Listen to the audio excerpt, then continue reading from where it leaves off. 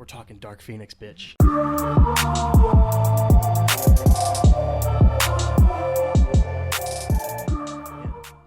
Oh, man.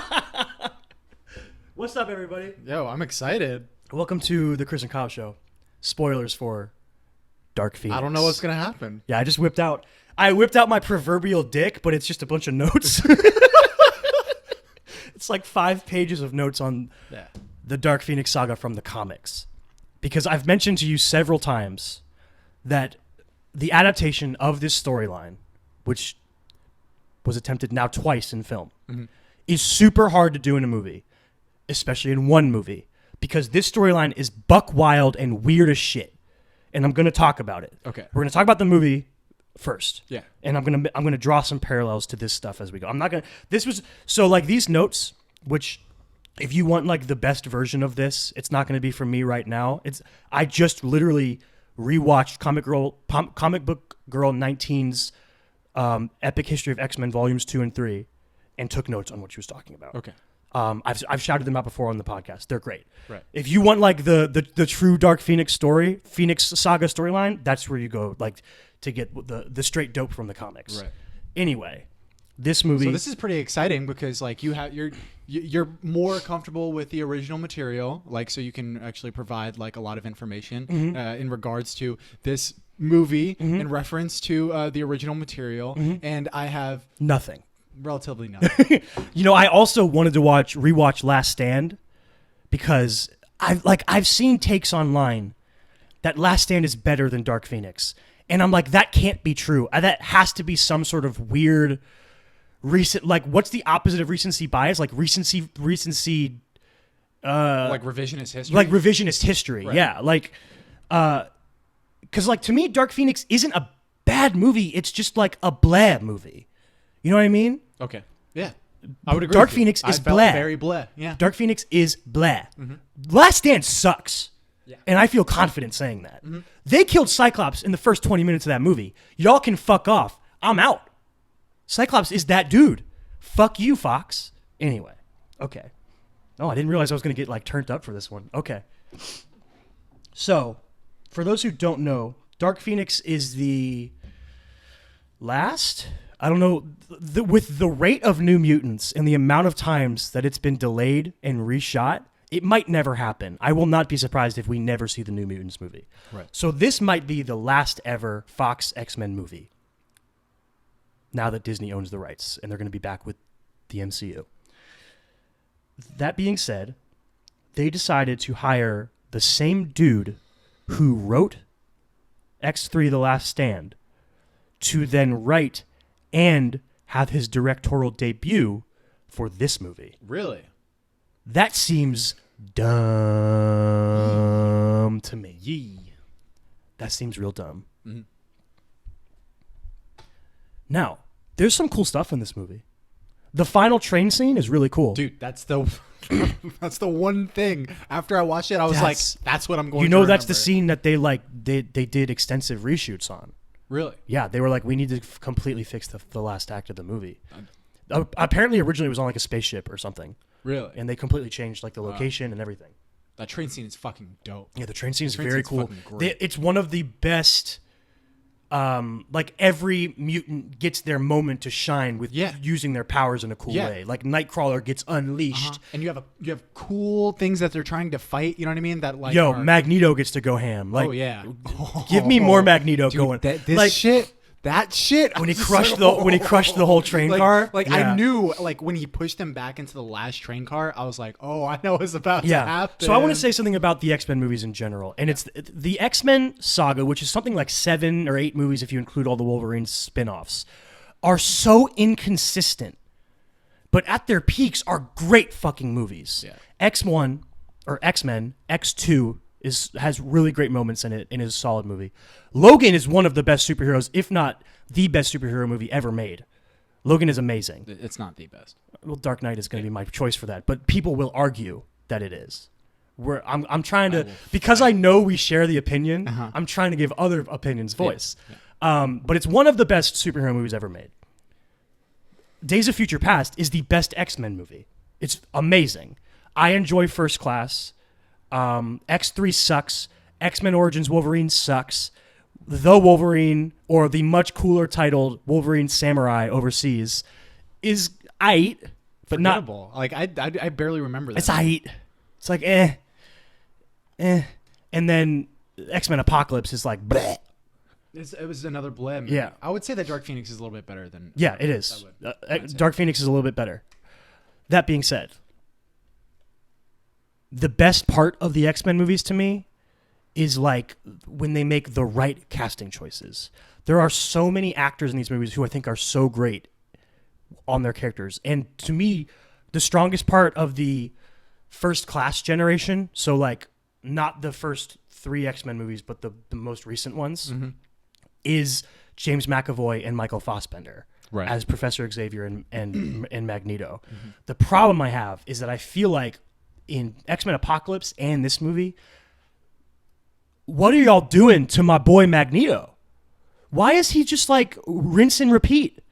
I am a man who has done horrible things, and I feel bad about them, and I want to just live in isolation now. But oh no, someone showed up, and now I'm going to do evil things again. It's like, it's just the same thing every movie. Like, my heart was broken in X-Men Apocalypse when they showed that he was just living like in the fucking woods with a family, and his family got murdered. Oh, yeah. I was like, holy fuck, this is awful. And but then like they just come back in this movie and they're like, okay, now he just lives on like a weird peaceful mutant island, and now he's angry again. Yeah. Like that was a good part of fucking Apocalypse. That's I think that's the best part of Apocalypse. Yeah. And the thing is, like, Michael Fassbender is so fucking good. He's so good. When he showed up on screen in this movie, I was like, I haven't seen Michael Fassbender in something in too long. I am being graced with his presence right now. And the scenes with him and Xavier have always been top notch. Them like with their moral quandaries and shit. It's so good. I feel like I'm just rambling right now. Go ahead. I don't even like know where I'm going with this. Oh, the worst part of the First Class saga of films is the fact that they casted Jennifer Lawrence before she was famous. She phones it in every fucking movie. She phones it in so hard in every fucking movie. And they know that they have to keep her in. And because she's J-Law, so they're like, yo, we gotta keep her. And because she's Jennifer Lawrence, we're gonna make Mystique like way too important and like weirdly like, what the fuck is going on? Why is she the leader of the X-Men? Right. Wasn't last movie she like evil? I don't even remember. I don't even remember. They've like, she just keeps ping-ponging around and shit. And you can tell Jennifer Lawrence doesn't give a fuck ever. Right. And you can tell she hates wearing the prosthetics. And just what, you should have killed her 2 movies ago. What are you doing? God, just so my boy Scott Summers can just be there again. Like, he's a little better. Like, he's better in this movie than he is in the original X-Men trilogy. Yeah. Mostly because Wolverine isn't there to steal the show. Yeah. Like, in the original trilogy, they were like, oh, wait, we stumbled on this incredibly talented and insanely charismatic Broadway actor who is the star of these movies. Yeah. And because of that, we're going to portray Scott Summers' Cyclops as this, like, turtleneck-wearing bumpkin who, like, the audience is going to want his girlfriend stolen. He's a cuck. He's a fucking cuck. He is. God! That's fucking Cyclops, dude! He's the leader of the X-Men. He's Captain America with eye lasers. Come on! At least he gets the F-bomb in this movie. That was cool. Right. They gave him the F-bomb. I like that X-Men uses like 1 F-bomb per movie. That's like what he says it to Magneto, right? He says it to Magneto. Oh, yeah. He says if you kill her, he's like if you hurt her, I'll fucking kill you. Yeah. And I was like, oh fuck yeah, Cyclops. Yeah, that was strong. This is a strong use of strong use of the F-bomb. They usually save it for Wolverine, but he's not in this movie, so you know, somebody else gets it. I think Magneto got it last movie. Oh, I just ranted a long time. Go ahead. I barely even talked about the movie. What were your thoughts on it besides it being blah? I felt like it was very blah. Obviously, the train scene was the I thought the best scene throughout the entire thing. I had a weird. Did you buy this like Charles Xavier as a bad guy kind of thing that there was? Like, because it's narrative that's a thing from the comics. But Charles Xavier is an asshole.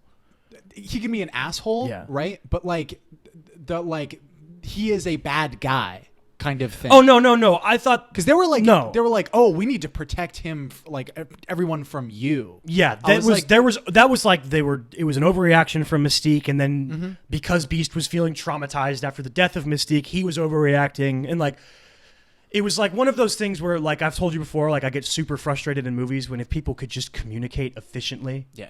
Or like a normal human, so many things could be avoided. Yeah. It's like if they could have just sat down and had a conversation, really gotten to the bottom of everything. Like Charles's intentions were never evil. True. His thing with blocking Jean's memories, never evil. He was trying to help her. Was it the right or wrong thing? Debatable. But his intentions were not evil. And how the fuck was he supposed to know some cosmic being would take over her body and make her dangerous? Like, come on. But like, even, I don't even...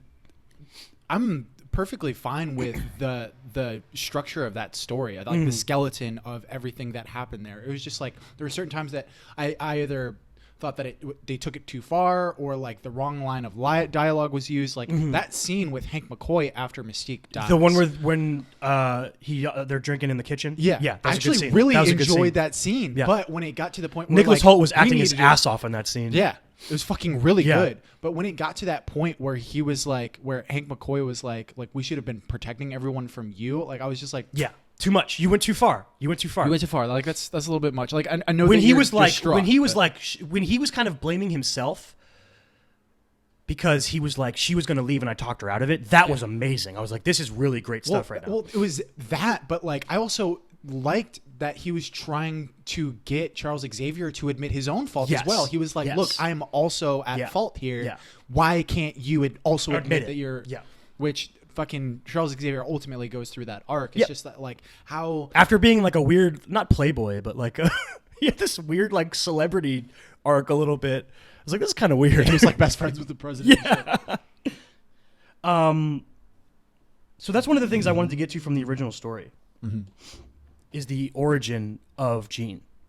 So in this movie, Jean accidentally kills her mom in a car accident.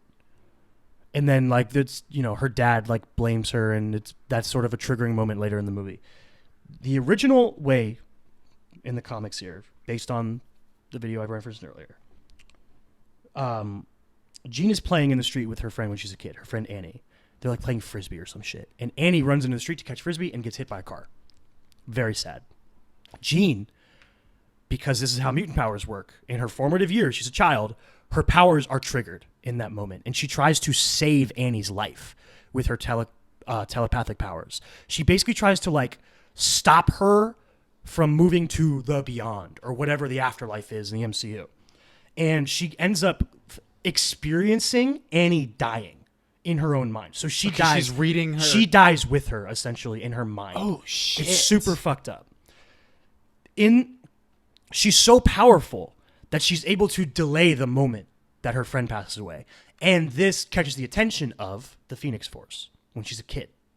The Phoenix Force is like, yo, some measly creature is powerful enough to delay someone's death like that. So the Phoenix Force saves Jean. It like cuts off. The Phoenix Force, as depicted in this movie, was that big fucking fire cloud, yeah, so right? the Phoenix Force, it's like vaguely talked about what it is in this movie. Okay. It is the spark of passion that created the universe and ultimately the flame that will consume it. It is made up of pure consciousness of all people ever. It's this like unfathomable force of energy. Right. It saves Jean in the moment when she's a kid. And then Charles Xavier comes in and he's like, because, he finds, it's his thing. He finds mutants and he wants to help them. So he comes to Jean and he's like, I want you to come to my school, blah, blah, blah. And he puts up the barriers. He blocks her telepathic powers in the comics. It's kind of similar to what they did in this movie. But instead of doing like the weird thing with her mom, it's like this really fucking crazy thing where you can see how powerful she is instead of her just like making her mom fall asleep. Yeah. Which was like, I guess it works for the movie. It's fine. And it does like, I don't know. But that like what they depicted in the movie, crazy fucking generic. Like a car crash that kills both parents is very generic. Not both parents. She just thinks both parents. Yeah, that we believe is both parents at the beginning of the movie. it's very generic. Whereas like that is something that's very specific. It's like very like, and it shows the breadth of her power. Yeah. She's already insanely powerful. that, and it's just like so fucking. I would much rather watch that. Like at least them try to depict. That would be hard to do, right? Yeah. Like this would be a challenge to do in a film. Because when you do comics, like you can supplant any level of visual obstacle. You can supplant with mind bubbles, basically, of someone monologuing what they're doing in their mind. So Jean could be like, "Oh, I'm trying to save her," and you're like, "Oh, okay, I see what's happening." Or like just someone like the narration through exactly. all of these actions, so that like you can have a guiding hand throughout the entire narrative. In a movie, this would be like a hard thing to pull off, but it could be so fucking cool. Yeah, well, I think usually those more challenging scenes, like they're challenging for a reason, and usually the more challenging things to depict in film can end up becoming just so much better of scenes because nobody else has tried to do it before. That's fucking really interesting. Yeah, it's super cool. But it like part of what this is, it sets up like the fact like Phoenix is like you're on my radar, right? Jean Grey is on my radar because of her power. Yeah. So later that's going to come into it's going to be important later. In this movie, she kills her mom accidentally. Charles comes in, he blocks the memories of what happened, I believe is what happened, right? Her own fault of the within the memories. She knows her parents died in a car crash, but she doesn't know it's her fault. Yeah. Excuse me. The sort of the first big action sequence of this movie is them going into space to rescue some astronauts. And I thought it was kind of cool. I was like, I like that, like, he's got like this hotline to the president, and he's like, "We need help," and they're like, "We're going to space." And you're like, "This is fucking cool." And then I thought that action sequence was pretty cool. Nightcrawler bamfing in and out of the ship. There's like that's their one Quicksilver moment. They don't have every movie so far with Quicksilver has had a really cool Quicksilver moment. That's like their one is like him running around the spaceship. And then later, I guess even that was like short. And then no, like, it's a mini version. Yeah. And then later he tries to fight Jean, and she's like, nothing for you to run on, bitch. That was cool. I like that. But yeah, then like so Jean. There's one astronaut left they have to go in and get, and Jean goes in and she's like, "I can keep the ship together." Blah blah blah. There's the solar flare coming. The solar flare is the Phoenix Force, because the way they describe it in the movie is that the Phoenix Force was drawn to Jean. And the aliens, the Dabari, I think they're called. Dabari Parker? Or I always think of Jabari tribe from Black Panther. Witness the might of the Jabari. They're following the Phoenix Force because they want to use it to like rebuild their planet. Yeah. I'm going to get into their connection to the story in the comics later. And it's like a ridiculous stretch what they do in the movie. Anyway, Jean is doing her thing. It's too much. It's too much. Phoenix Force goes into her. It's going into the ship, and they're like, "Oh no, solar flare!" And she pulls it into her, and it's like some weird psychic It was shit. like a conscious decision for her to take it all. Yeah. It seemed like I that. thought it was kind of cool. Yeah, it was cool. Yeah, like that she was just like, "No, I'm like, give me all that." In my head, I was like, "No one man can have all that power." Yeah. In the comics, what happens? It's fucking buck wild. Let me see how far into this does this go? Here we go. Note indent number 7 here, the 7th topic. So you have to backtrack a little bit in the comics to figure out why they're even in the situation where they're in space, right?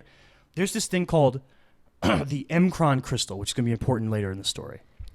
Marvel Cosmic is wild and awesome. The M'Kron crystal is the nexus of all realities, and once every million years, a door opens up when these stars align, which it's like these solar systems align, and a door opens up in the M'Kron crystal, and you can walk through it and get to any other reality, right?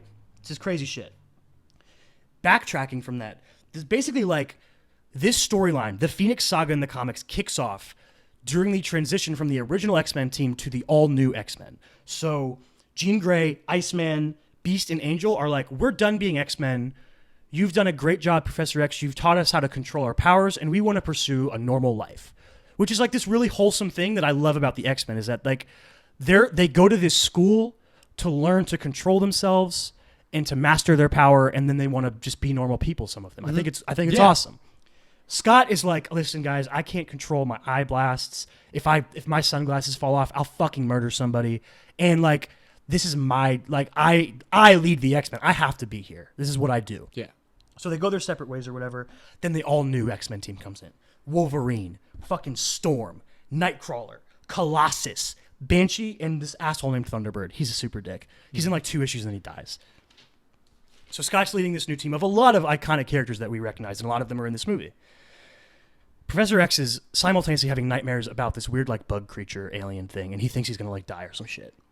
Then the X-Men are all met. They meet up on Christmas, right? And Jean and Scott are hanging out, and Jean's all like, "You need to loosen up, dude. Like, fucking, you're always so wound up." Yeah. And he's like, "Yeah, you know." But it makes sense. No, it's it's. He's like, "It's me," and she's like, and like deep down, she's like, she fucking loves it. She loves how like fucking like tightened up he is. Oh yeah. It's one of the things she loves about it. Yeah. The fucking X-Men get kidnapped by Sentinels. They get attacked on Christmas. They're like out in New York. They get attacked, and I think Jean, Wolverine, and Banshee get kidnapped. And Professor X, he's like trying to unwind from these nightmares. He's on vacation in Florida. He's fishing, kidnapped by a Sentinel. And then like Scott is like, fuck this shit, grabs the other X-Men. He's like, we got to go save them. They meet up with this dude named Dr. Stephen Lang, who is a friend of Charles Xavier's and a scientist who works for the government. Oh, I'm sorry. No, Stephen Lang is the guy who kidnaps him. He's the one who makes the Sentinels. There's another doctor. There's a lot of doctors. Peter Corbeau. Dr. Peter Corbeau is like, I can get you into space. He's like a... What did I write down here? I literally wrote Space Boy. He fucking is like, I'll take you into space. And they like crash this spaceship into this like satellite where they're keeping the X-Men prisoner. Mm-hmm. And this evil Dr. Stephen Lang is like, if I can defeat the X-Men, then my Sentinels will have the run of the world and I can destroy all mutants. He hates mutants. He's an asshole. The space fucking they crash the spaceship into the satellite place. They rescue the X-Men, and then they're like, all right, we gotta go home. And the dude's like, yo, my spaceship got fucked up when we crashed. The autopilot doesn't work. So somebody's gonna have to like fly us home, and I'm the only one who knows how to do it, but I'll die. Right. There's radiation and I'll get burned up and I'll die. And Jean's like, brain blast. All right, I know how to fly the ship. I'll do it. She learns the information from his brain, and she's like, I can do it. And they're all like, Jean, you'll die. It's too dangerous, blah, blah, blah. And Storm's like, bitch, I get it. You're a top homie for this. And Scott's like, don't do it. And she's like, bitch, get back. Kind of like in this movie where she like knocks Scott out at one point. She's flying down through the radiation, and Jean is like getting shriveled. It's disgusting. She's like dying. She looks fucking gross. And then she's like, somebody help me. She like cries out for aid, and the fucking Phoenix Force shows up, and it's like, I've been watching you, bitch, and I can help you, but it's a fucking conscious thing. It's a conscious creature without physical form. It talks to her. Right. It's like, listen, homie, I can help you, but the power always consumes, right? And Jean's like, I'll fucking do it. She's like, I would dance with the devil to save the X-Men, and I want to live. It's this fucking kick-ass, dude. It's fucking awesome. And she gets this fucking... The Phoenix Force enters her. Mm-hmm. She willingly accepts it, and then she's fucking like... Now she used to be called Marvel Girl. Now she's like, I am Phoenix. Mm-hmm. It's her new superhero name or whatever. She saves the X-Men, she flies in, and then she like... They crash in the ocean, and she's like, I'm kick-ass now, and then she passes out. It's classic. In this movie, it's like, she sucks it up, right? And then they go through, like, she's like, I feel great, right? Like, Sophie Turner's like, I feel so good. She's, like, trying to make out with Scott. Mm-hmm. You know what I mean? And it's, like, the most base-level idea of executing the way the Phoenix, like, makes her feel. You know what I mean? The Phoenix revs up the passion thing. And they like kind of dabble in it a little bit in the movie. And you know what I thought? I thought Sophie Turner was good. Yeah. I think a lot of like there's stuff from the trailers where a lot of people are like, uh-oh, it looks like Sophie Turner's fucking awful in this movie. I thought Sophie Turner was good. Yeah. I had no problems with Sophie Turner. Actually, I also think that our boy Ty Sheridan, that is who that was, right? He's Cyclops, right? Not Ty Simpkins. Yeah. Ty Sheridan is a solid Cyclops, I think. If he was given like more to do, I think he could be really good. I think like there aren't really any performances in this movie where I'm like Like there was no problems performance wise, and I think that, like you said, I don't think that Jessica Chastain's performance is bad. I think the character just sucks. Vuk. True. Vuk. True. She just like isn't really given anything to do. Yeah. Yeah. Okay, I'm gonna try to. This is where I talk about how it's so hard to do this in one movie. Mm-hmm. The way Phoenix works in the comics. First, she's Jean Grey. Then she's Phoenix. She's this like hella powerful, dope ass superhero. She rejoins the X-Men. She's like, I gotta like remaster control because now I have so much more power. It's hard to control. And then later on, she becomes Dark Phoenix because of all some crazy shit that I'm gonna get into. Every time they've tried to do it in the movies, they skip the middle part. They go, she's Jean. Now she's corrupted by this cosmic power that's evil. Right. That ain't how it works, dog. There's so much more to it. And I think that you could do a really cool thing in X-Men movies where like her becoming Phoenix is just something that happens in like the second movie. Well, it's done over the course of multiple movies. Yeah, you don't have to be like this is the movie where we do the whole Phoenix thing. Right. You can layer it into multiple movies. True. And her like you can have a scene where she accepts the Phoenix. The opening scene from this movie could have just been the only like Phoenix thing that happened. And it's weird because at the end of Apocalypse, she uses the Phoenix Force. That's how she beats Apocalypse. Do you remember that? Yeah, it's weird. There's like a scene where she's like this, and then like the Firebird is like, and she's like using her powers. Right. Yeah, so like she already had it in her or something like that. It's weird. Or she had like a little bit of it. I'm not entirely sure. They never explain it, how it works.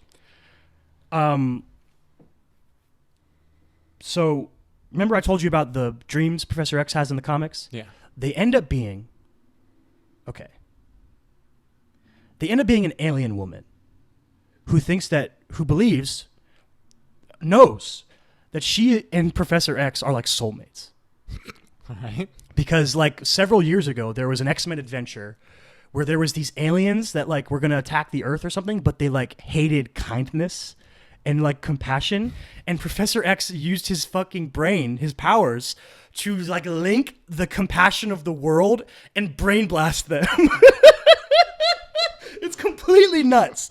X-Men is so buck wild.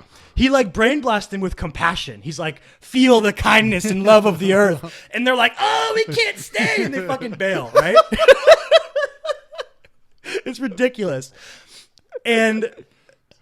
But he's like, what he doesn't realize, like that signal, it just keeps going and going. And she like gets it. And she feels like the fucking brain. And she's like, this dude is my soulmate. Damn. So she just like gets a full on bukkake of kindness. Yeah. So okay, hold on. Let me get this right. Her name is Lilandra Niramani. She is a rebel in the Shi'ar Empire, an alien empire. And her brother, Debek, is like the tyrant king. And she like wants to overthrow him because he's an asshole. They use a dude whose name is Eric the Red and another dude named Firelord, and they fight the X-Men and shit because her brother knows that she wants to get this dude to help her and to probably fuck, I would guess. And they all fight, and she shows up, and they end up beating them. They're like, because... Okay, hold on. The details of this are so insane.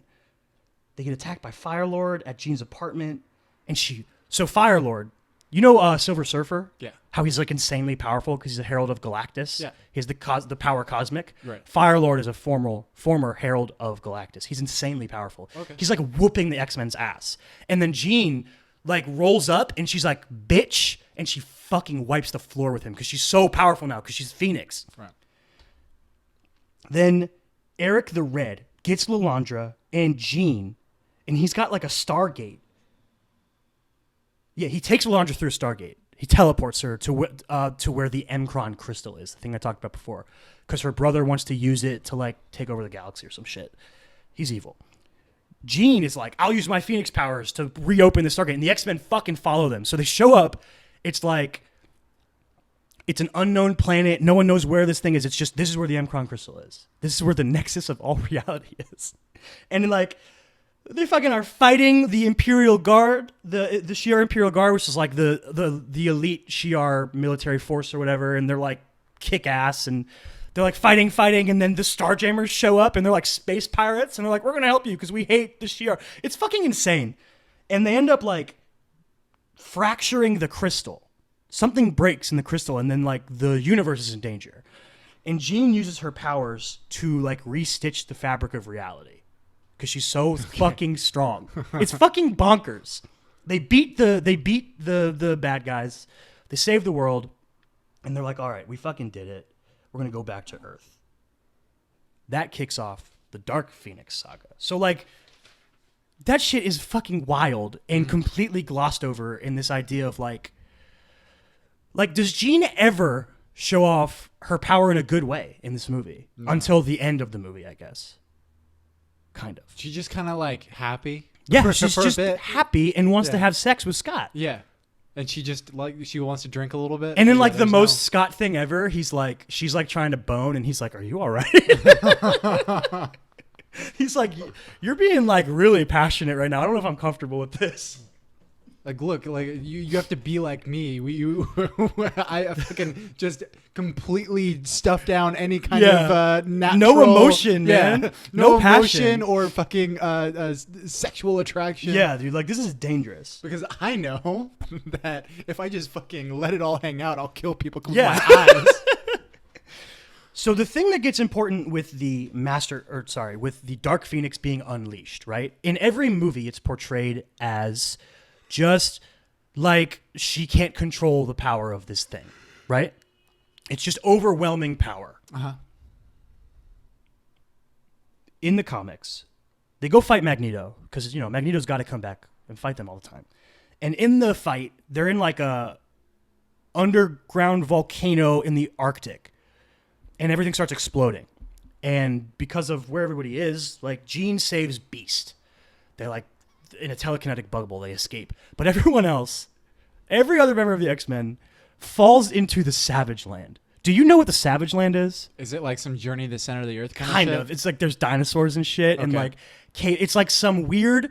It's basically like a sanctuary that aliens made millions of years ago, and it's like powered by this alien technology to keep it the way it is, and it's super weird. And the X-Men go on like in the comics, this goes on for like 2 years.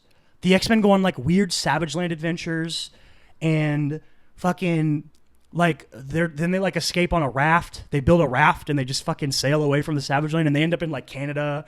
And they have a weird thing with Alpha Flight where they're like, Wolverine's a Canadian, and he's like, no, but he's an X-Man, and they like fight over Wolverine or something.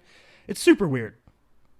During that time is when the seeds of the Dark Phoenix are planted. Jean is like really sad. She's like, oh man, Scott's dead. The X-Men are dead.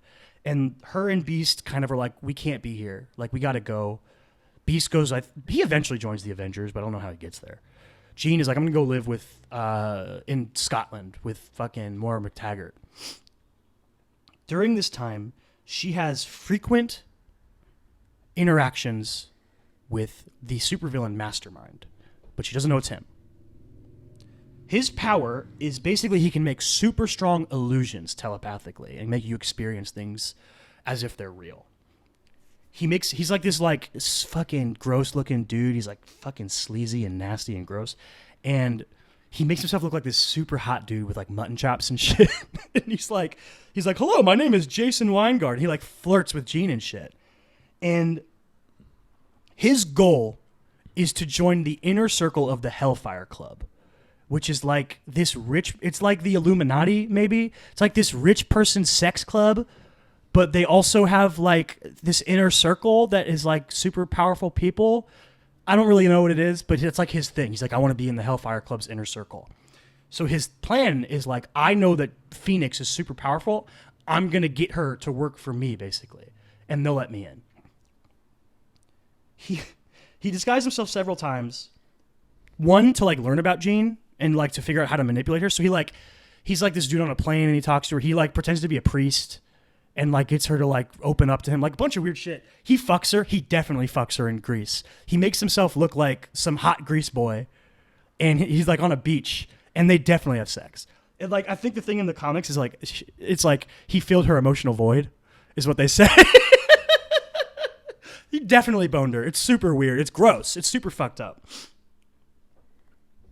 He eventually starts planting these illusions in her that she experiences in dreams because another character, Emma Frost, puts like a psychic thing in her brain where he can do illusions from anywhere to her. And he starts making her live these weird memories of a fake ancestor named Lady Grey, who like runs away and marries this dude, Jason Weingard. And he's trying to like supplant this new, basically a whole new person in her brain of Lady Grey, who's like this like fucking crazy bitch. Okay. She's like super powerful, and she's like the queen of the Hellfire Club. She's the Black Queen of the Hellfire Club. So this takes like over multiple years. Mastermind is like planting these seeds in the comics. That's like, so you would almost need to do like a movie where Mastermind is not even the main villain. He's just around. That's what I'm saying. Like how like directly adapting this is almost impossible in movies. It like you would need a TV show to do it directly, I think. Or do it over multiple movies. Like 4 or 5 movies. Yeah. Which they, they've made that done. They've made that many movies. Yeah. They've made that many movies, and fucking other movies like you say that you need to do it in a TV show more than a movie, but like movies are pretty much becoming TV shows now. That's true. And fucking like, or TV shows are becoming movies. Both. I think the lines between TV shows and movies are blurring. Yeah. Anyway, I'm trying to do this as compact as possible, but there's so much shit. Yeah. Eventually the X-Men make it back. And then they're all like, oh, we're so happy we're going to be the X-Men again. And they're like, all right, we're going to go recruiting. And this is when Kitty Pryde is introduced. First time ever.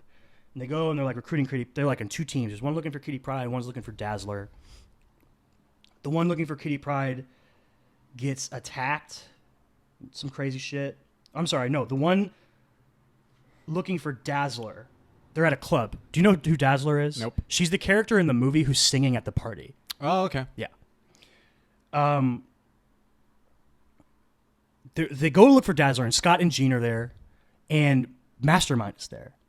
And he rolls up to Jean, and he fucks with her brain and makes her think she's Lady Grey. And she thinks that they're in like the 1800s or whatever. Makes Jean think that Dazzler is Lady Grey? No. That Jean is. He time hops her, essentially. Okay. Completely wipes out any knowledge of where she is or what she's doing. And they start like making out. And Scott can like see them like making out. And he's like, what the fuck is going on? Mm-hmm. And then there's like a big fight because I think Sentinels show up again or something. I don't remember. Oh, Emma Frost gets them. Okay. Yeah, Emma Frost like kidnaps some of the X-Men and then they have to go rescue them. It's fucking wild, dude. There's always crazy shit happening to the X-Men. They can't catch a break. Eventually, blah, blah, blah. Jean like starts crossing lines, right? The more and more he puts this identity of Lady Grey in her mind, the more and more she starts like abusing her power. And she's worked with Professor X up to this point to put blockades on it so that she can control it. So she starts like, she's like dresses way more provocatively now and stuff in the comics. And like, she's got this like slow burn to being more and more like promiscuous. And she changes Kitty Pryde's parents' memories in the middle of an argument to basically make it so they forget any of the danger that happened, and they let Kitty go to the school. And everyone's like, dude, that was fucked up. Like, you can't just go around changing people's memories like that. Mm-hmm. She was like, oh, it's for the right reason. Who gives a fuck? Yeah. So, like, she starts, like, doing these little line-crossing things, right? And then they, like, go and hang out with Angel, and he's super rich, and he's got, like, this dope-ass property. And Scott's like, yo, Angel, I think the X-Men are being spied on. And they are. He's right. And he's like, I think the Hellfire Club's behind it. And he's like, dude, I'm in the Hellfire Club. Like, my dad is this rich asshole, and he was in it. So, like, I inherited a membership. They're just, like, weird, fucking sex-crazed rich people. And Scott's like, I don't think that's true. And Angel's like, you're fucking crazy. And then Jean shows up, and he's like, bye-bye. And then Jean and Scott create a permanent telepathic link. Okay? So they can, like, they're always in each other's brains because they're so madly in love. It's like so weird, right? Like, that's so fucked up. You shouldn't do that. Yeah. That's so fucked up. Yeah, no. The implications of that are super like, would you, as much as you love Kate, would you want to... I think Well, I think mutually, like she would understand. And she'd be like, no. Exactly. She wouldn't want either. It's super unhealthy. Yeah. But like, it's like, you know, they're fucking wild. They're crazy. They're crazy motherfuckers. And Jean's like so overly passionate right now. She's like fucking trying to fuck him in the desert right now. She like fucking when they met up with Angel, she like smooched him. And Scott's like, yo, this bitch is being crazy. So they like make this telepathic link. And then they're like, all right, we're going to infiltrate the Hellfire Club. And it's basically like, I haven't seen Eyes Wide Shut, but apparently it's like the exact plot of Eyes Wide Shut. All right. They like roll in. Apparently like Tom Cruise in Eyes Wide Shut rolls in as himself and immediately is like, that's Tom Cruise, right? They like know who he is immediately because he just is himself, apparently. They roll into the Hellfire Club and the inner circle is like, oh, look, it's the X-Men. They're being fucking stupid. They just walk in there. So the big fight breaks out, obviously. And a bunch of them get kidnapped or captured or whatever. And then, like, this is like Mastermind's moment, right? He's like, I'm going to prove to them that I belong in the inner circle. And they're like, do your thing. Mastermind, prove you belong. And Sebastian Shaw, who's played by Kevin Bacon in First Class, is like, fucking let's see what you got, homie. And the way he like beats the X-Men is he triggers Jean again. Mm-hmm. Makes her Lady Grey, and she becomes Lady Grey like in the moment. She's like, I'm not Jean, I'm Lady Grey, the Black Queen of the Hellfire Club, and I'm gonna fuck up the X-Men. So she does. She beats the shit out of them.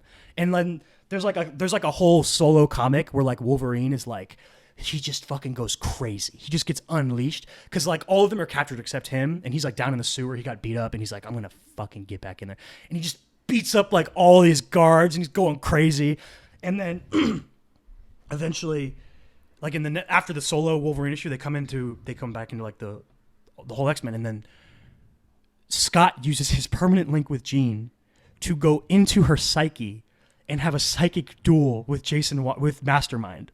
They literally fight with swords. Like it's the 1800s or some shit. They have like a sword fight, and Mastermind fucking kills him, right? He stabs him, and this triggers Jean. Jean's like, oh, fuck, you killed Scott. And Scott, in the real world, like Scott collapses. And this, like, Mastermind thought that he had like prepared for this. He was like, I still have control. But no, she's too powerful. She breaks out of his illusion. She realizes what's happened. And then she fucks him up. She's like, fuck you, Mastermind. She fucks him up. And then she like unleashes all the X-Men. They go crazy. They beat them up. They beat the Hellfire Club.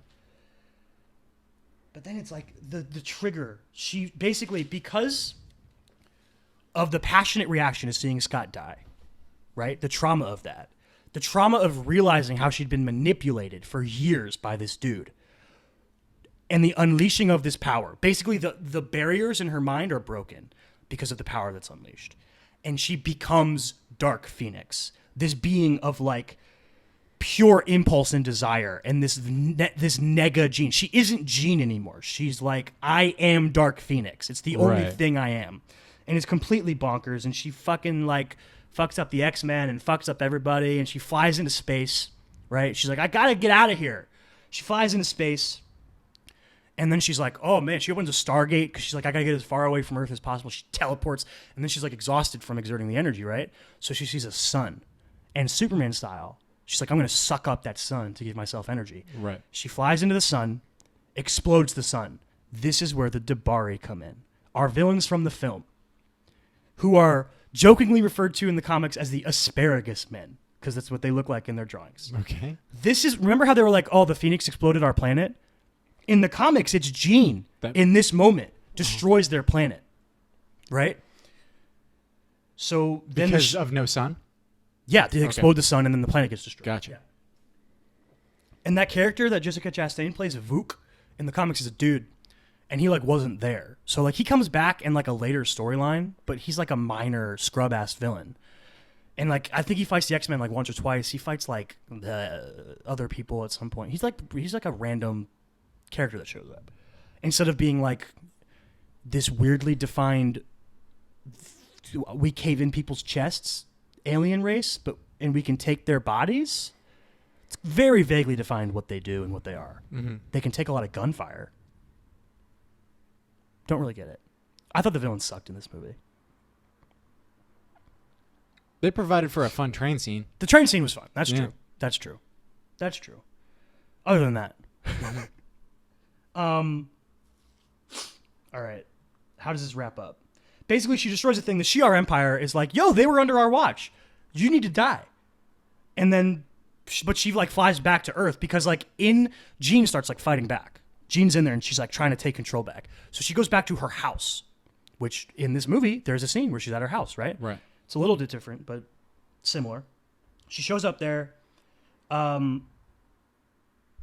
She meets up with her parents who didn't know she was a mutant. Like when she was a kid and she went to Xavier's school, they thought it was literally like a prep school. So they're like, "Oh, you're like a fucking mutant. Like this is crazy." It doesn't go well. The X-Men show up and they're like, "Yo, Phoenix, bring Jean back. Like stop being you. You suck." And like Nightcrawler puts a power dampener on her. He like bamps and he puts a thing on her. And then Wolverine is like remember in X3, Wolverine kills her. Mm-hmm. Wolverine's got the shot, but he hesitates because Jean takes over for a second. And Jean's like, do it. Fucking kill me. Right. And Wolverine hesitates. It's like, I can't kill her. I love her. Mm-hmm. I can't do it. And then Phoenix takes back over and fucks him up and shit. And then eventually, when the fighting fails, Scott just starts talking to her. He's like, listen. I know Jean's in there, all this shit. And then while he's like distracting her and like Jean is fighting with Phoenix for control and Scott's trying to like pull Jean out, Professor X attacks her mind and like re-blocks Phoenix. He like takes the opportunity to like brain fight her or whatever, do telepathic shit. And they block it. Blah, blah, blah. And then right away, X-Men can't catch a break. They all get teleported away. Because the Shi'ar Empire is like, Phoenix must die. And this is like the climax of the whole thing. Jean's done these awful things. She's killed billions of people, not of her own choosing, of this horrible energy that's in her that she can't fully control. And the Shi'ar Empire like puts them at trial. And Lana's like, I love you guys. You're my friends. And I fucking like Professor X is my boo. He's my soulmate. But like, she has to die. She's too powerful and dangerous, and she's done too much evil shit. And they're like, no. And then Professor X is like, yo, I lived on this planet for a while, and you all thought I was some scrub ass bitch, but I just read a bunch of books and I basically became like a lawyer. He like learned their laws and he was like, I demand trial by combat. Okay.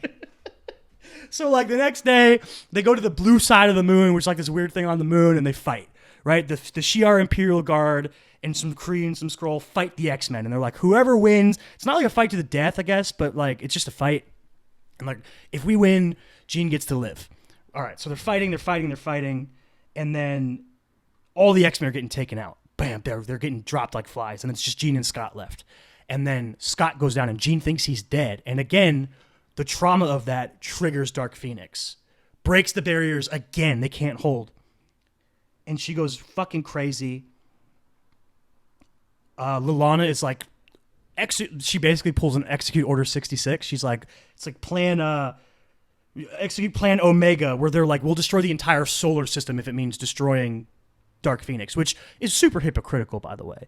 You're like killing her because she killed a planet, but you're going to kill a whole other planet to kill her. It's fucking, like, that's hypocritical. Anyway, Jean temporarily like fights back against Phoenix, and then she has like a really heartfelt moment with Scott. And she like runs the blue side of the moon is like an ancient alien technology. There's like a bunch of weird alien tech in here. And there's like a disintegration ray. And she like runs into it and she's like, I'm going to fucking disintegrate myself. And Scott's like, don't do it. I love you. You're a good person, blah, blah, blah. And Jean's like, fucking stop. And she like freezes him. And she's like, you're not going to stop me. I love you, but it has to be this way. And she fucking disintegrates herself. It's fucking wild. Then Scott quits the X-Men, blah, blah, blah. And it leads to the next era of the X-Men stories. It's a fucking crazy story. Mm-hmm. Completely bonkers, with so many moving parts over, I think it's 4 or 5 years of comics. Right. Completely nuts.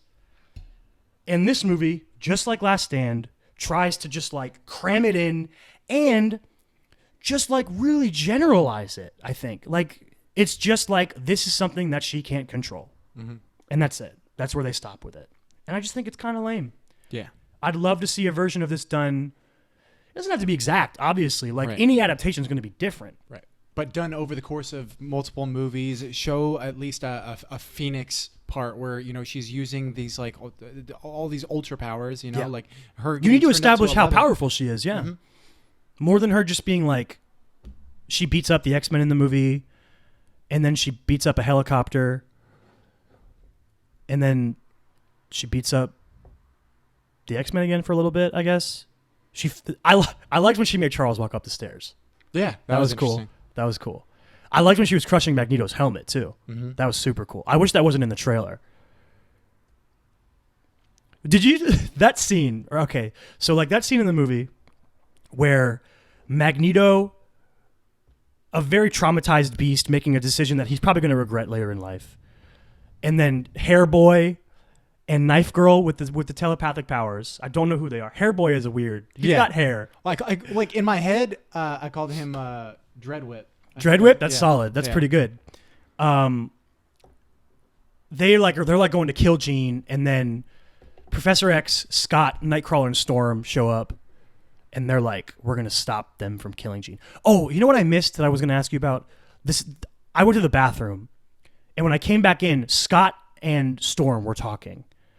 And I didn't get the gist of the scene. I didn't know what Storm's like opinion. Was she basically like, we need to fucking kill her? Or okay. So I didn't catch. You didn't see. I didn't know talking to the kids. No. Okay. Yeah. I didn't. Okay. I didn't know that was the thing. Right. Oh man, I'm bummed I missed that. I love fucking Scott. I needed more Scott, and there was more Scott. I just missed it. So it wasn't that big of a scene, but like, I mean, maybe like 30, 45 seconds, but like, so.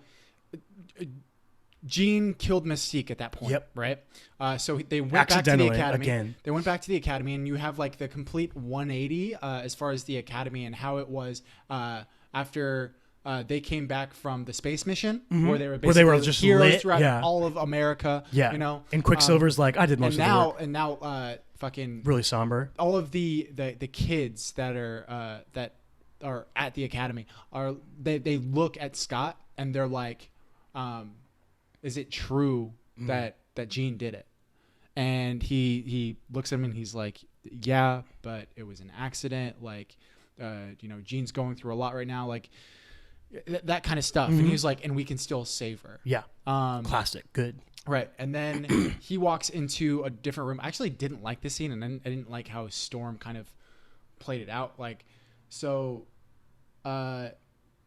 Scott walks into a different room, and then Storm follows, and Storm is like, yo, you know that fucking that Jean did that on purpose. Like she like that was not an accident. And she was like, you're blinded by your love, basically. And I was like that's whack. I was like, I really like that actress. I think Alexandra Shipp's really good. Yeah. Beautiful. Love, Simon, baby. Yeah. Fucking she's in Love, Simon. She's also going to be in Shaft too. Yeah. Yeah, beautiful girl. I think she's a great actress. But something doesn't land when she's playing Storm. It seems like to me, like I don't know. In Apocalypse, she wasn't very good. I don't even remember. In this movie, when she's doing Storm-esque shit, I still get chills. Well, no, like in this movie, she's way better. Yeah. But I didn't see this scene, so that's like the only real, like everything else she does in this movie is just like action stuff mostly. I didn't buy, like, you don't get like a lot of like straight up character stuff. I buy her as Storm. No, she's a cool Storm. She's got the cool hair and like, yeah, she's cool. Storm is just such a fucking she's awesome. dope character. She's awesome, dude. yeah. Like every time she just like fucking raises up and starts doing lightning shit. The X-Men are dope as hell. Fucking always in. Yeah. I fucking So it's like the like even in the original X-Men movies when Halle Berry was playing Storm and fucking like getting her ass beat by Toad. But then she bucks up on Toad. Yeah. She's like, what is her line? Like, you know what happens to a frog in a rainstorm? Yeah, something like that's a weird line. Yeah. Dude, Halle Berry completely abandons any attempt at an African accent by the second movie. Yeah. She's just like, you know what? No.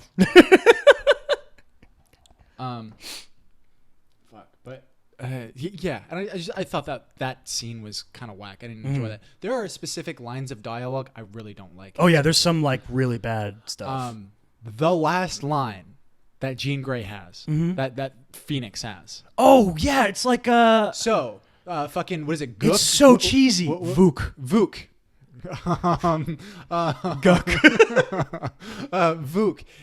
tells her like at the end of the movie she because fucking Jean Grey doesn't like she's trying to give her all. She of the does powers, that which classic is thing cool. where she's like, "You want this power? I'll fucking give it Which to you." I thought was fucking cool. classic. I thought was cool. Yeah.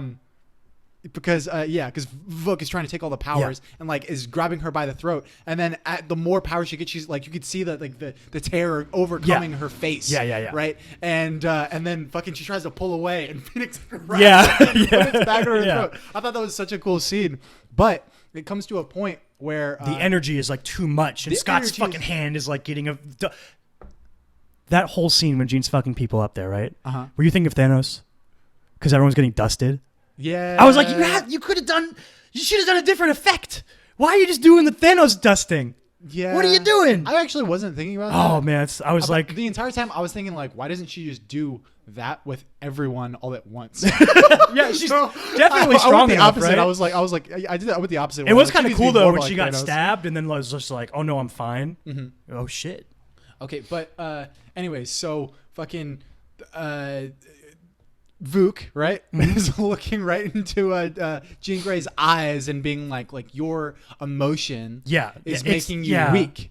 And then Jean Grey says, "Fuck this!" Fucking takes her up into space. Takes her up into space, and then she's like, she completely unleashes it. Yeah. And she's like, "No, my emotions make me strong." Whack line. And it was also like a weird thing that they kind of like they shoehorned in at the very end like that. Like that was never something that Vuk talked about with her throughout the movie. No. It was never like established that was a problem. You know what I mean? Well, and the thing is, like, your last line, your fucking one-liner, your badass one-liner doesn't necessarily have to like tie into everything that's going on in the movie. It doesn't have to be like the finalization of some emotional arc. But it helps out when it's been built up. So what's the coolest fucking one-liner that's been coming out that has come out in Superman or superhero movies in the past? Avengers Assemble. Or I Am Iron Man. I Am Iron Man. Both fit. Right? Yeah. I Am Iron Man was, I think, the it's coolest incredible. fucking- It's an incredible moment. I think- And the delivery is so beyond amazing. And it's also the last Yeah. Okay, I see what you're line saying. that a character says in the movie. Yeah. What a shoddy job of covering a spoiler. Who would say that? Huh. I don't know. Yeah, but you don't know what's going to happen to that character. Sure. The parallels you're drawing to what happens to Phoenix in this movie. I'm going to assume that if you saw Dark Phoenix, you definitely saw Avengers. Yeah, and it's also been spoiled in fucking trailers True. for Spider-Man. So. That's true. Yeah. That's true. Um, Tom Holland told us that the spoiler time was up. Yeah. Okay. Anyway, so yeah, but like that line is so powerful. You know, not because it's like it's. Well, it's a callback to the very beginning of 21 movies. Exactly. The very beginning of 21 movies, and plus like the setup for that punchline was established throughout the entire movie. The I am inevitable thing was fed to us at least 2 or 3 times throughout the entire movie. Yeah. And then this is the first time that we're seeing someone actually fucking saying something back to him. Yeah. And it's so fucking cool. Awesome. It's awesome. Whereas, it's fucking amazing. And like that's just a credit to good writing, just because like it makes it so much more of a badass thing. Plus like the action that like what he's doing is already cool. Yeah, what he's doing is already cool, and it's like the finalization for like his ultimate arc, right? Like but he's doing that through his actions. Not just what he's saying. That is the physical embodiment of him doing the thing that Captain America said he wouldn't do in the first Avengers movie, when he said, "You're not the kind of guy to jump on a grenade." Right. And he says something along the lines of like, I would put a pin back in. He'd find a way to fix. I don't remember. So instead of being the guy who finds ways to fix problems, he is the dude who make the sacrifice play. That's what he says. Makes a sacrifice play. Right. God, that movie's so good. Yeah, it's really fucking good. And that fucking one-liner, way better. Like that, I wrote like. There's certain fucking times when I get into a rhythm of like listening to dialogue that's super predictable. Like I roll my eyes. I'm like it's one of my fucking things I hate the most about certain movies. When I'm just like I'm like ba ba ba, and then they say ba ba ba. Yeah, like it's just really annoying. And it happened a couple times throughout this movie. Yeah. There's some real shoddy dialogue in this movie, and it's really like, is this movie's like biggest sin just being kind of like boring until the train scene? I don't know. Really like I've seen that take, and I don't really know if I agree with it. Because like I was super entertained, like when she went and met up with Magneto. Mm-hmm. I thought that was a really cool. That was interesting. Yeah. Scene and idea. Like, the helicopter stuff is the soldiers showing up. I was like, oh, okay, like this is their way to incite like some level of conflict to it. But to me, there's already. They didn't even need that. There's already conflict between Magneto and Jean, and the fact that he doesn't know that Mystique is dead yet and stuff. Yeah. Like, what if she told him that? What would happen in that scene? That would be really interesting.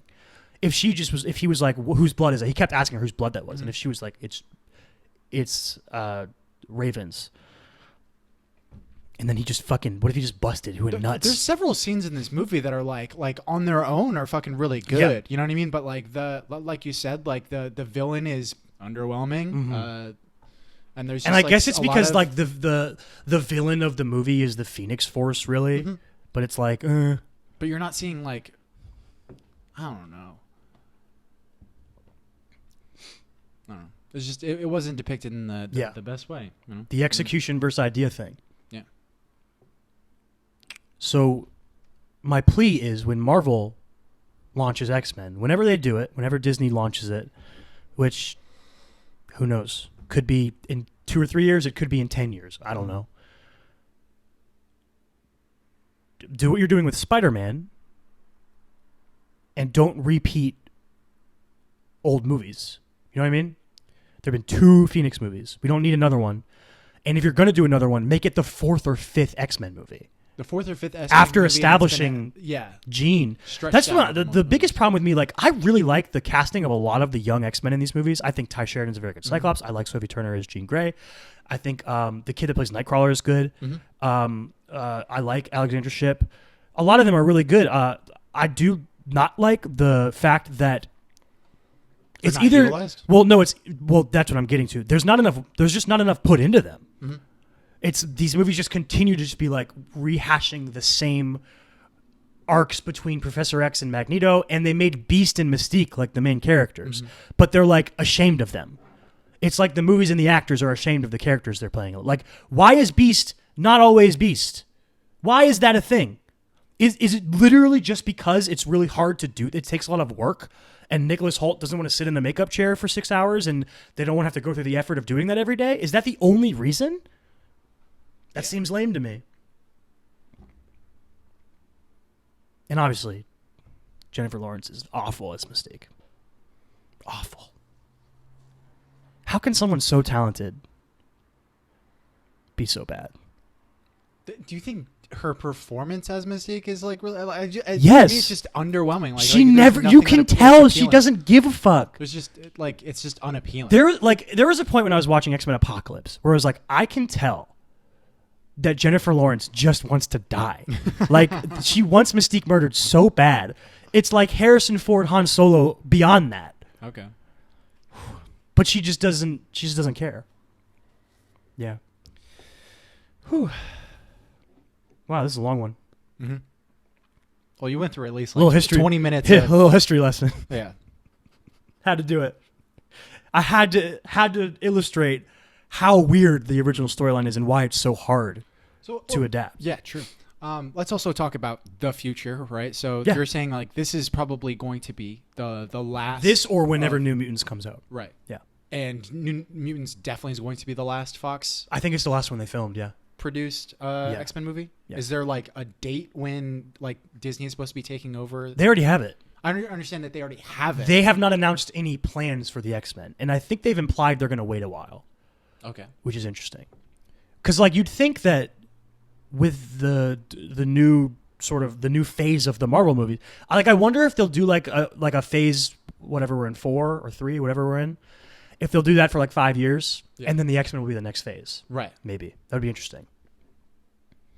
Because they also have the Fantastic Four now as well. More importantly, that means they have Doctor Doom. Make Doctor Doom a dope-ass villain. Make him, like, when you make Avengers 6 or 7, I want Doctor Doom to be the villain. Right. Let's go. Establish him in Fantastic Four if you want, whatever. Doctor Doom is crazy. He's a fucking wizard. He does magic. Give me a fun Fantastic Four movie, man. Did you ever see the last one? Yeah, the Michael B. Jordan one. Mm-hmm. Yeah, I saw it. I liked the cast. Weird. I liked the cast of that movie. Though that movie is not good. Yeah, it was like it's.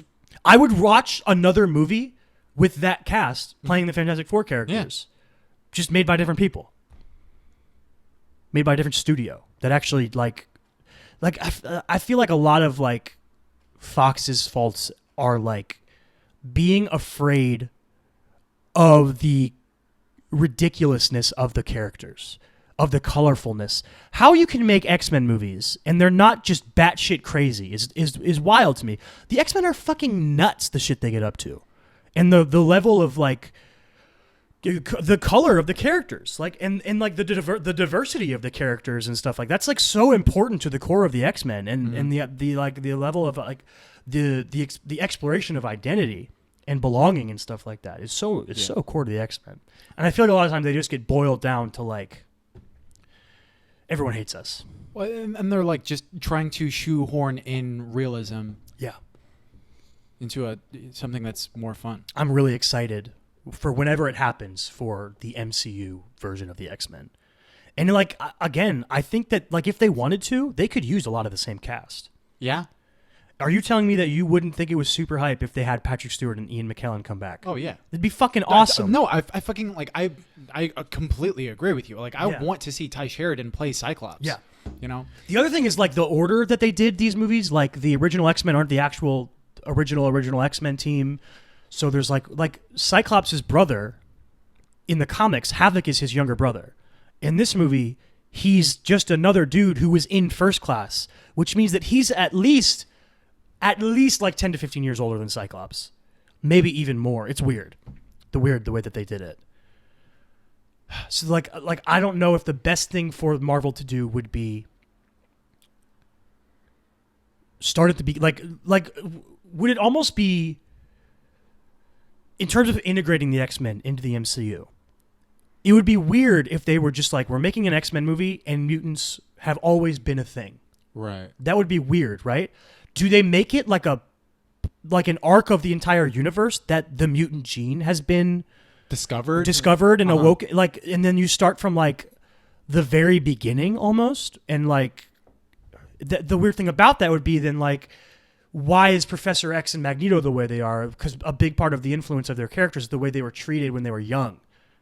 It's such a weird. It's going to be a hard thing to execute. Well, or like maybe like these mutants have been around, right? But like we didn't understand. Or maybe there's not a lot of them. There isn't a lot of them, right? So like maybe Magneto and Professor Charles X Xavier are around, existing, right? Yeah. And like they know that they have these like specific powers, right? But like it hasn't been completely like realized, like manifested and defined in the way that oh, we are mutants, like, and then maybe part of the plot is because that there's so many now there's more of these mutants popping up because everywhere. There's also like so much super shit happening around them, exactly. right? That they're like it's more viable for them to buy it logically. Yeah. Whereas like they're not like they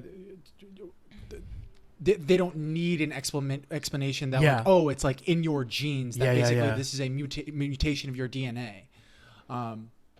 That's another thing I'd love to see explored in a more modern sense. The idea that in a world where there's a bunch of superheroes, right? The idea that the ones who got it naturally are hated is so weird to me. I've always thought that was a weird... Like, why do people hate the X-Men, but they don't hate, like, Captain Marvel? It's so weird. Or Spider-Man. I guess, some people hate Spider-Man, but like J. Jonah Jameson hates him, but... On a mass scale, why do people love superheroes but hate the X-Men? And I think a lot of times it comes down to circumstance. It's like the X-Men just are always fucking up. Like they get attacked by Sentinels and shit. Like, but that's like the government's fault. They're like hunting them. So why are they doing that in the first place? Well, I mean, so have it. I mean, you can have it as like.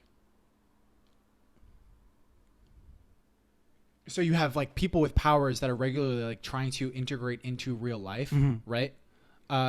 That and like so if you have a kid that has like superpowers, like just trying to be a normal kid, I guess it does relate to that a lot. It's the fact that they can't control them. they can't come so control them. suddenly. Yeah, and That's like, true. You know, fucking. That's very true.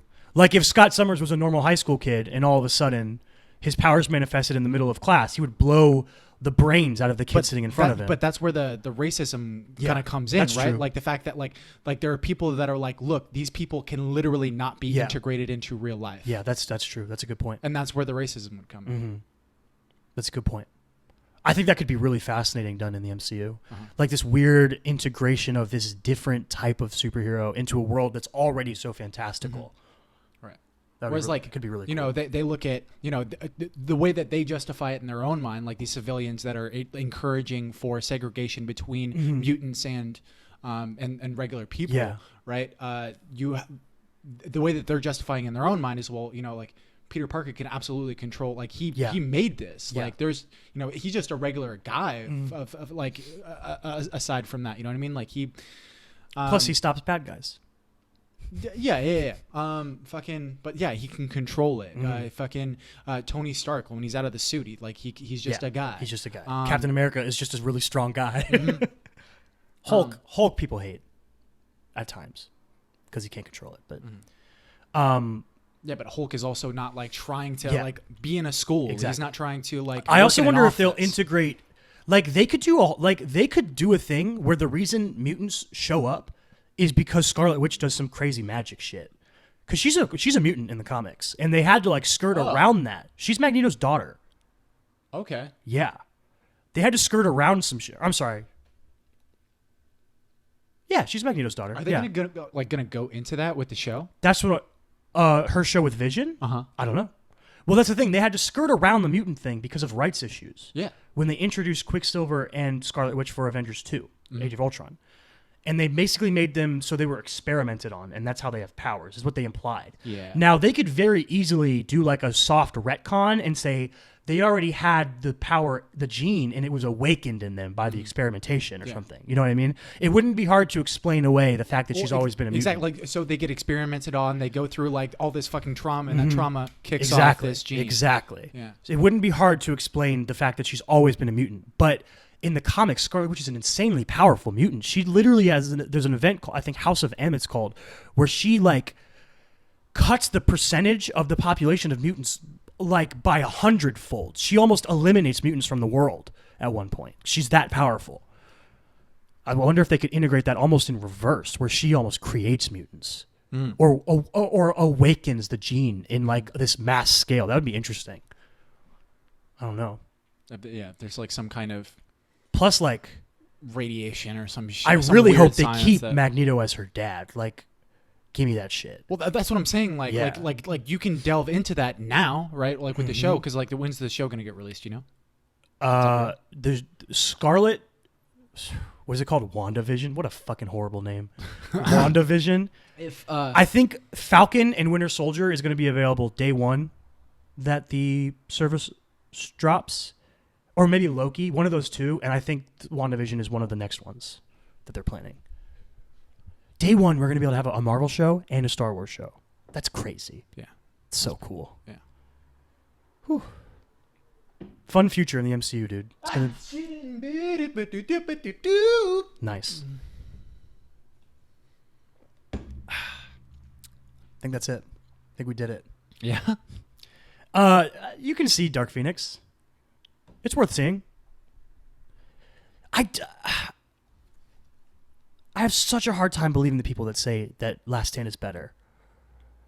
But it might just be because of like the cultural joke. It's become a meme that X3 is so bad. Right. Maybe it's not that. But what did we revisit recently to see how bad it was? Wild West. No, Spider-Man. Well, yes. And didn't we watch Spider-Man 3?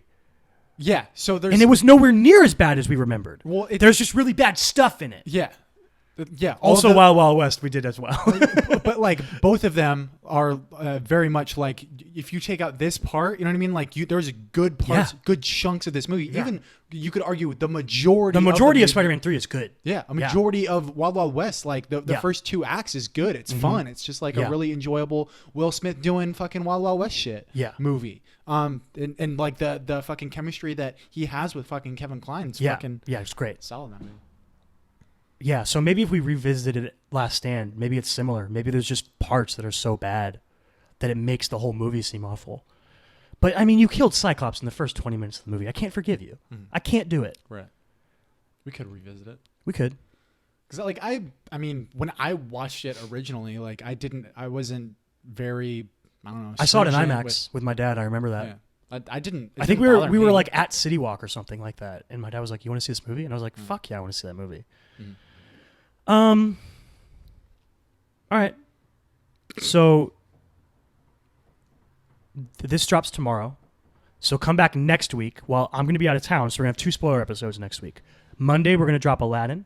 Ooh. Prince Ali, fabulous Ali Abab. I've had that song stuck in my head for like 2 weeks. Oh, dog. Yeah. And then Thursday. All of the entire soundtracks just constantly running through my Yeah. brain since I was 4 years old. Thursday will be Brightburn, a week from the day this drops.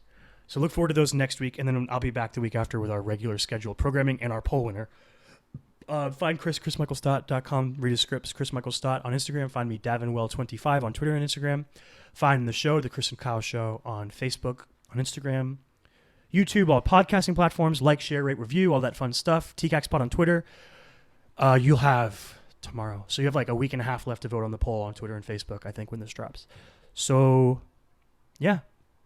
It's a long one. Hope you enjoyed it. We out. We out. Stay weird.